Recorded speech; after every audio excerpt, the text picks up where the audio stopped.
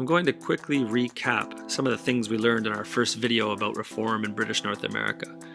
In Upper Canada, the ruling elite called the Family Compact, and when I say Family Compact, I don't mean this Family Compact. I mean the ruling elite of British wealthy landowners. And in Lower Canada, this ruling elite group was called the Chateau Clique. In the years immediately following the War of 1812, there was a power shift in Canadian politics that allowed these ruling elites to have more influence over government than the lower classes, making the gap between rich and poor too big.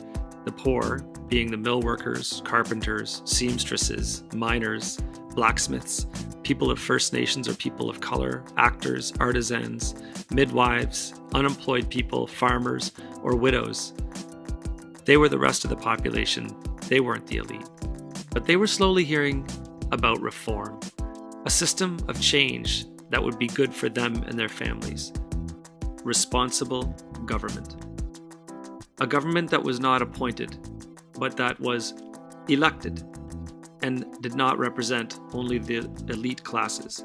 It was a government for everyone.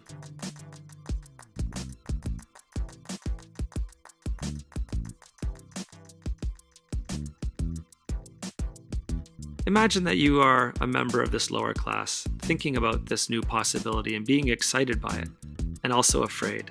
But you start to talk to other people and you share your stories. I'm a seamstress, and the cost of fabric by the local textile merchant is too much for me to make a living. There's no law that says he can't charge as much as he wants. This reform talk sounds good to me. Me, my brothers and sisters work with my folks in the fields all day. I'm not allowed to play with those rich kids who have their own horses. I lost both my parents in the war with the Americans. I've had nothing since and I've got nothing to lose now. I'll fight for reform. A girl has to be strong to live without a husband. I can't count on anyone to do anything for me. If this reform thing doesn't work out, I may have to leave and find someplace better. And eventually, people with nothing to lose and people with everything to lose stood together and demanded reform. In Lower Canada, or what is now modern-day Quebec, the reform movement was led by Louis-Joseph Papineau, a privileged man who could have been a family clique member himself. However, he believed in reform and wanted to achieve it, but only legally and peacefully.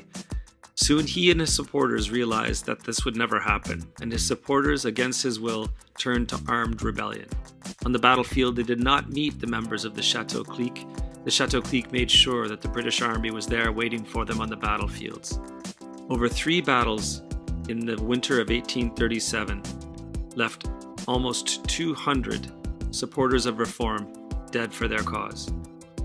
In Upper Canada, the reform movement was led by William Lyon Mackenzie, who used his newspaper, The Colonial Advocate, and the legal system to fight the powers of the Family Compact. And when it became clear that this reform would not come about peacefully or legally, they turned to rebellion. In 1837, William Lyon Mackenzie led 400 peasant farmers down Yonge Street in Toronto. It didn't look like this. It looked more like this without the electricity. They were men who had very little to lose. They were fighting with pitchforks, long sticks with knives attached, and a few rifles, which were no match for the guns of the British Army. The rebellion was over in minutes. William Lyon Mackenzie was lucky enough to escape to the United States. However, 2 of his co-conspirators were hanged for treason, and 100 of the fighting men were thrown in prison. However, their fighting was not in vain and not without point. It did, in the end, effect a change. Let's learn more about this in video number 3.